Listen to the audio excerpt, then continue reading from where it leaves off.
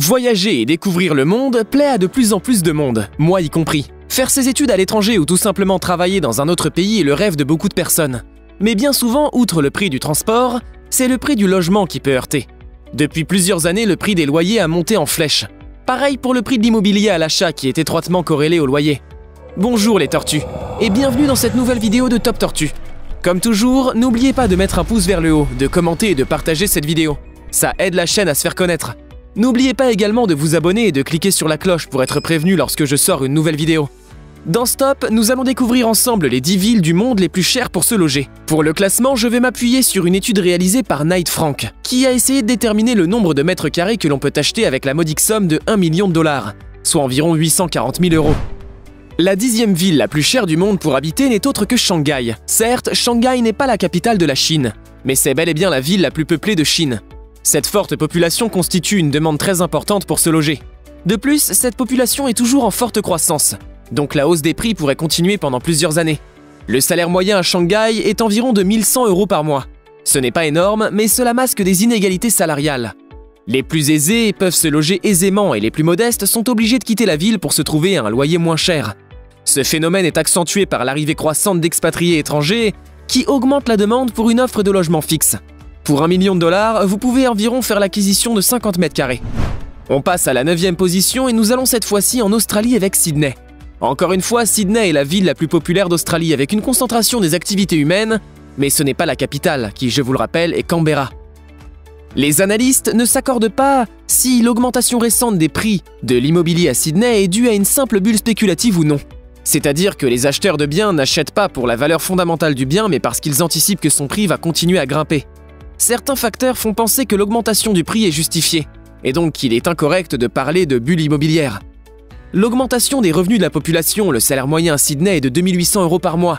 Une politique fiscale avantageuse pour les propriétaires. Des contraintes locales qui limitent l'offre des biens et donc augmentent le prix, ainsi que des facilités d'emprunt auprès de la banque. Avec 1 million de dollars, vous pouvez espérer faire l'acquisition de 45 mètres carrés en moyenne. On change maintenant totalement de continent pour cette 8e place avec Los Angeles, ville emblématique des États-Unis. Los Angeles est depuis un bon moment victime d'une crise du logement abordable. L'un des problèmes est que la ville est grande, concentre beaucoup d'activités donc beaucoup de demandes de logement, mais n'exploite pas tout son territoire pour construire une offre de logement solide. En effet, les habitants de Los Angeles souhaitent le traditionnel pavillon américain avec un jardin, et sont hostiles au développement de grandes habitations telles que des immeubles. Les taxes pour les propriétaires sont assez basses, ce qui a boosté la demande et donc augmenté les prix. Pour 1 million de dollars là-bas, vous pouvez prétendre à 44 mètres carrés en moyenne. La 7e ville devrait sans doute vous paraître plus familière puisqu'il s'agit de Paris. La capitale de la France, les prix n'ont pas arrêté d'y augmenter durant les dernières années. En 20 ans, le prix de l'immobilier a été multiplié par 3,5 à Paris. On peut expliquer cette augmentation par l'augmentation du nombre d'habitants et de travailleurs à Paris ainsi qu'à l'augmentation de leurs revenus. Cette demande n'a pas été compensée par une augmentation de l'offre logement suffisante. Certains arguments peuvent être mentionnés comme le fait que la ville de Paris, intramuros, est très petite par rapport à d'autres capitales. Ainsi, le nombre d'habitants par kilomètre carré est important. Enfin, la hausse des prix ne refroidit pas les investisseurs qui contribuent à leur tour à une hausse de l'immobilier. Avec 1 million de dollars, vous pouvez en moyenne vous offrir 42 mètres carrés dans la ville des Lumières. Retournons en Asie pour la 6e position avec Singapour. Singapour est l'un des endroits du monde où se loger est le plus cher. En effet, Singapour est l'une des villes du monde les plus denses. C'est-à-dire que le nombre d'habitants par kilomètre est très élevé. En 2020, on pouvait compter pas moins de 8800 personnes par kilomètre carré. Avec 1 million de dollars, vous pourriez en moyenne vous offrir 36 mètres carrés. Notez en plus la présence d'une taxe à l'achat de 10%. C'est-à-dire que sur un achat de 1 million de dollars, vous devez verser à l'État singapourien 100 000 dollars. Un peu comme une sorte de TVA. Une autre mesure incitant à l'achat à Singapour est l'absence de taxes sur les plus-values si vous possédez le bien depuis au moins 5 ans. Par ailleurs, les propriétaires anticipent que la population va continuer à s'accroître dans les prochaines années. L'immobilier singapourien n'est donc pas près de s'effondrer selon de nombreux analystes.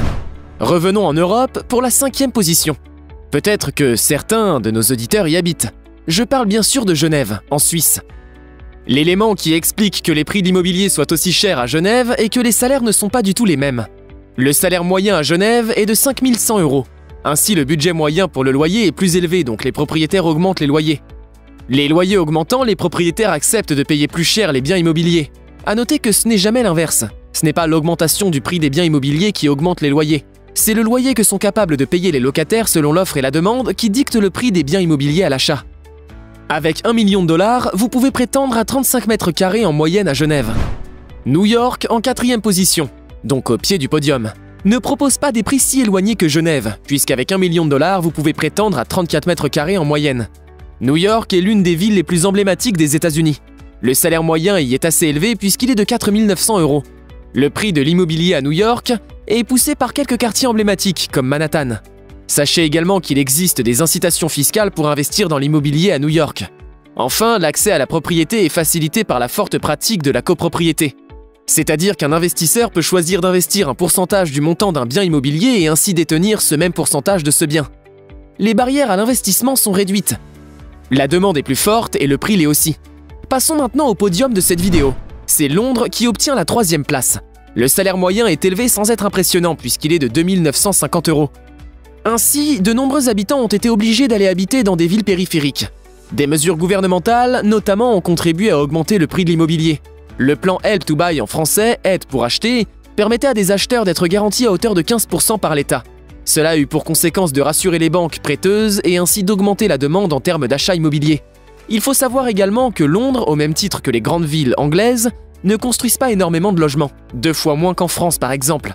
Ce qui a pour conséquence de limiter l'offre du logement alors que la demande, elle, augmente bien. L'immobilier londonien bénéficie également de la langue anglaise. En effet, la langue anglaise permet d'attirer de nombreux investisseurs étrangers, ce qui augmente considérablement la demande de biens immobiliers. En 2e place de ce classement, nous retrouvons à nouveau une ville asiatique avec Hong Kong. Pour 1 million de dollars, vous pourrez acheter en moyenne un bien immobilier de 23 mètres carrés. Les prix ont totalement décollé pendant les dernières années. Je vous disais juste avant que les prix sont dictés par les loyers. Mais ici, Hong Kong fait exception.